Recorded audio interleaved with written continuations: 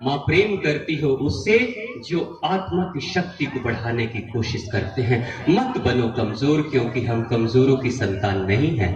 हमारी साक्षात माँ भगवती हमारी माँ है, और माँ कहती है कि भरोसा रखो मुझ पे, एक बार इरादा करके आगे बढ़ जाओ। जीवन की समस्याएं चाहे कितनी भी बड़ी क्यों ना हो, मैं साक्षात चली आऊंगी जरूरत पड़ने पे, लेकिन भरोसा रखोगे मुझ पे तो मैं जरूर चली आऊंगी। कोई इंसान गरीब नहीं है इस दुनिया में, कोई कमजोर नहीं है, कोई अकेला नहीं है, क्योंकि ये हमारी माँ उनकी रक्षा करती है जो स्वर्ग के देवी देवता हैं। फिर हम तो माँ के ही बच्चे हैं। मत परेशान होना, जीवन की समस्याओं से रोना मत, दुखी मत होना, पूरी हिम्मत के साथ और शक्ति के साथ आगे की तरफ बढ़ते रह जाना। जीवन में अद्भुत परिवर्तन आएगा। चाहो तो आप जीवन में इस दुनिया में बहुत कुछ दे सकते हो, सभी को देने की क्षमता और शक्ति आपके पास है। आप चाहो तो दे सकते हो। मैं अगर इस जगह की बात करूं तो इस पूरे क्षेत्र में यहां पे आप सभी के बीच में सबसे गरीब इंसान अगर कोई है तो वो मैं हूं। मुझे कल का पता नहीं कि खाना मिलेगा नहीं, लेकिन फिर भी मां का भरोसा है। मैं सोचता हूं कि मेरे पास कुछ नहीं है, लेकिन फिर भी प्रतिज्ञा मैंने किया है। मां से कहा है, मां मरने से पहले लीवर, किडनी, गॉल ब्लैडर, आंखें सब डोनेट करके जाऊंगा, कुछ लेकर नहीं आऊंगा। मेरे मर जाने के बाद भी शायद किसी के जीवन में कहीं कुछ काम आ जाए, ये दे के जाऊंगा। मुझे लगता है मुझसे तो ज्यादा अमीर हो आप लोग। इरादे से कभी कमजोर मत होना। इरादों से कमजोर जब हो जाओगे तो धीरे धीरे कमजोरियां ही आपके ऊपर हावी हो जाएंगी और आपको कमजोर बना डालेंगी। समस्या से मुक्ति के लिए समस्या की चिंतन न करें। ये ना सोचे कि भाई पैसे नहीं आ रहे हैं, बीमारियां बहुत हो रही हैं, कोई दुश्मन मेरा है जो मेरे लिए नुकसान सोच रहा है, ये चिंतन न करें। उससे समस्याएं कभी खत्म नहीं होती। जिसका चिंतन आप करोगे वही चीजें वापस आपके पास आती हैं। जैसे आप अगर दुखी हो किसी से और उसका चिंतन और उसकी बातें ज्यादा कर रहे हो, तो दुख की तरंगे आपसे निकलेंगी और दुख की तरंगे पूरे ब्रह्मांड में फैलेगी, और जो जो शक्तियां दुखित करने वाली हैं वो सारी शक्तियां स्वतः खींची चली आएंगी आपके पास में। इसलिए दुख की चर्चा करने से दुख कभी खत्म नहीं होता, कभी कम नहीं होता, और ज्यादा बढ़ जाता है। कई माताओं को सुना जाता है, कैसी हैं आप? सर में दर्द कर रहा है, ठीक नहीं हूं, तबीयत ठीक नहीं रहती है। आप लोग तो ऐसा नहीं कहते होगे, नहीं ना? आप अच्छी मत हैं। मैं किसी और शहर की माताओं की बात कर रहा हूं। हाँ, लेकिन एक बात याद रखना, मैंने कहा था ना कि जब घर की माताएं दुखी हों तो उनसे खाना मत बनवाना। मैंने ऐसे कहा था क्योंकि वो दुखी होकर खाना बनाएंगी तो क्या परोसेंगी खाने में? क्या परोसेंगी? दुख परोसेंगी। हाँ, अगर कोई माँ घर की दुखी है और खाना बना रही है तो वो दुख परोसेगी, वो बीमारी परोसेगी। ठीक है ना? तो ऐसे ऐसे आप लोग नहीं करना कि माताएं दुखी हों और दुखी हो तो खाना मत बनवाना। आप भी ऐसा नहीं करते होंगे क्योंकि आप भी बहुत अच्छे बाबूजी लोग हो, मुझे पता है। मैं किसी और की बात कर रहा हूं, अपने दिल पे नहीं लेना। लेकिन माताएं आप ये मत सोच लेना कि छुट्टी का अच्छा बहाना मिल गया। जब काम करने की इच्छा ना हो और बैठ जाओ, कहो कि आज मैं दुखी हूं, तो हमारे बाबूजी को याद आएगा, अरे आज दुखी है, खाना नहीं बनाओ। तो ये अच्छा बहाना मिल गया, चलो दुखी रहो और खाने से छुट्टी मिल गई। तो ऐसा भी नहीं करना। तो चिंतन जब एक करोगे ना आप, जैसे आप अगर अपने जीवन की बीमारियों को, दुखों को, संताप को, कोई कर्ज में डूबा हुआ है तो कर्ज की चिंता, नौकरी चली गई तो नौकरी की चिंता, किसी ने धोखा दे दिया तो धोखे की बातें, अगर ज्यादा ज्यादा बार बार रिपीट करोगे, चर्चा करोगे, तो वो धोखा कभी खत्म नहीं होगा, वो नौकरी कभी नहीं मिलेगी, वो कर्ज कभी नहीं उतरेगा। अब उसके विपरीत करो। अगर अंधकार से लड़ना है, अंधकार को दूर करना है, तो अंधकार की चर्चा करने की कोई जरूरत नहीं है, उससे लड़ने की कोई जरूरत नहीं है, उससे मार पिटाई करने की कोई जरूरत नहीं। एक दिया जला दो, एक दीपक जला दो। आजकल तो बिजली का समय है, बल्ब जला दो, ट्यूबलाइट जला लो। स्वतः 10 साल पुराना भी अगर अंधकार कमरे में हो तो वो भी एक पल में भाग जाता है। मजबूती के साथ चलो, एक भरोसा रखो, इरादा रखो। जीवन में कोई ऐसी शक्ति नहीं है, कोई ऐसी नकारात्मक शक्ति नहीं है जो आपको परेशान कर दे, जब तक कि आप अपने मन के इरादे को कमजोर न करो। पूरे दृढ़ निश्चय के साथ अगर बढ़ जाओगे तो जीवन में अद्भुत परिवर्तन हो जाएगा।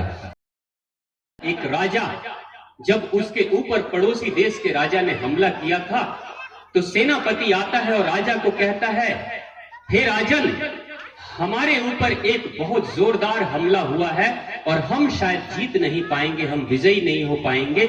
बेहतर यह होगा कि हम सरेंडर कर दें, हम आत्मसमर्पण कर दें उस दूसरे राजा के सामने।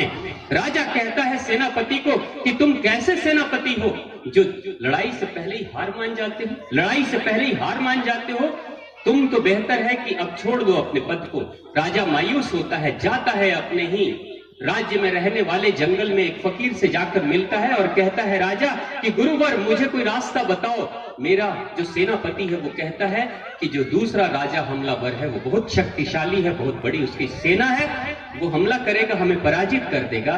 राजन कोई रास्ता पूछता है गुरुवर से, तो गुरुवर कहता है, सुनो राजन, जाओ और इसी वक्त जाकर उस सेनापति को काल कोठरी में डाल देना, जेल में डाल देना, किसी से मिलने मत देना, और कल सुबह में मैं आऊंगा तुम्हारे राज्य में, कल सुबह आऊंगा और मुझे सेनापति घोषित कर देना, मैं युद्ध करूंगा। राजा देखता है उस बुजुर्ग से सन्यासी को और सोचता है मन ही मन, ये तो खुद ही बुजुर्ग हैं, कमजोर हैं, शरीर से कमजोर हैं, ये क्या युद्ध करेंगे। और सेनापति जिसने जीवन भर लड़ाई की है उसको कहते हैं काल कोठरी में डाल दो, और ये सेनापति बनेंगे जिसने आज तक कभी अपने हाथ में तलवार भी नहीं पकड़ी हो। वो इंसान क्या लड़ेगा, क्या करेगा।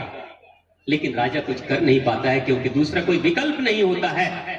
दूसरे दिन सुबह में सन्यासी पहुंच जाते हैं राज दरबार में और कहते हैं, सुनो, अभी इसी वक्त मुझे यहाँ का सेनापति घोषित करो अपने राज्य का, और पूरी सेना अब मेरे मार्गदर्शन पे चलेगी और मैं युद्ध करने जाऊंगा। राजा के पास कोई दूसरा विकल्प नहीं था। राजा ने घोषणा कर दी और सेनापति को काल कोठरी में डाल दिया। सेनापति से मिलने की सारी को मनाही हो गई, कोई मिल नहीं सकता है उससे। और जब सेना को लेकर आगे की तरफ बढ़ता है वो सन्यासी, आगे की तरफ जब बढ़ता है तो राह में एक मंदिर, मां भगवती का एक मंदिर दिखाई देता है। मंदिर को देखकर नया सेनापति नियुक्त यानी सन्यासी है वो कहता है, सुनो भाई मेरे, सैनिकों को कहता है, सुनो जरा रुको, मां से एक बार पूछ तो लूं कि सच में इस लड़ाई में हम जीतेंगे या हारेंगे, इस लड़ाई में जीतेंगे या हारेंगे, पूछ तो ले। तो दूसरे सैनिक कहते हैं, ठीक है पूछ लो। ऐसे तो हमें पता है कि क्या होने वाला है, क्योंकि सैनिक सोचते थे आप जैसा सेनापति कमजोर बुजुर्ग कोई मिलेगा तो वो क्या लड़ेगा, हमें भी पता है, भविष्य का तो हमें पता ही है।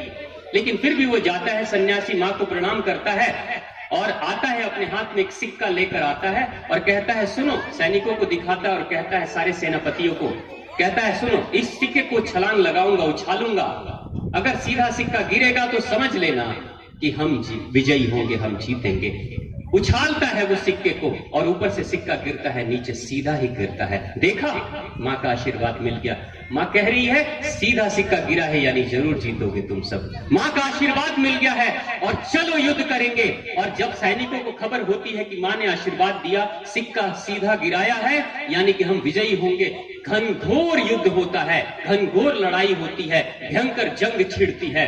और उस जंग में राजा के सैनिक जो बहुत कमजोर थे अपने विरोधी राजा के सामने, वो लोग भी एक भीषण लड़ाई करते हैं, तलवारबाजी होती है, एक भीषण लड़ाई में एक घनघोर लड़ाई होती है, कत्लेआम होता है। और कमजोर सैनिक, एक एक सैनिक 10-10 सैनिकों को मार रहा था और मारते मारते बढ़ते चला जा रहा था।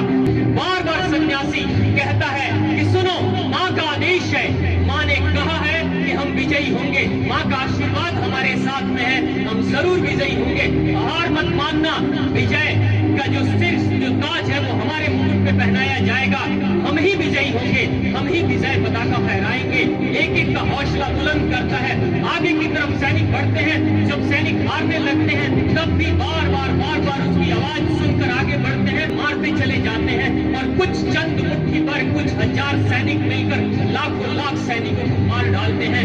और अंत में जो दुश्मन राजा है वो दुम दबाकर भागता है और उस देश को छोड़कर बाहर निकल जाता है, भाग जाता है। और अंत में लड़ाई पूरी हो जाती है और कुछ चंद मुट्ठी पर सैनिक विजयी होते हैं और बाकी जो बचे हुए सैनिक, दुश्मन सैनिक थे, वो भाग खड़े होते हैं और विजय का पताका फहराते हुए आगे की तरफ, वापस की तरफ, अपने घर की तरफ बढ़ने लगते हैं। सभी जयकारा मनाने लगते हैं, सभी कहते हैं, बोलो मां भगवती की, माँ जगदम्बा, माँ परम्बा की। माँ का जयकारा करते हुए आगे बढ़ रहे हैं कि माँ ने आशीर्वाद दिया, हम विजय श्री को प्राप्त करेंगे और विजय श्री को हम प्राप्त कर जाते हैं। आज लौट कर जब जा रहे होते हैं, लौट कर जाते हैं, उसी मंदिर के सामने से जब सेना गुजर रही होती है, सैनिक जब बढ़ रहे होते, सन्यासी भी आगे बढ़ जाता है। कुछ सैनिकों ने देखा था, सैनिकों के नायकों ने, और वो कहते हैं, हे सन्यासी, आपने इसी माता रानी से आशीर्वाद मांगा था और माँ ने इशारा किया था कि तुम जीतोगे, ऐसा उन्होंने सिक्के को उछाल कर दिखाया था।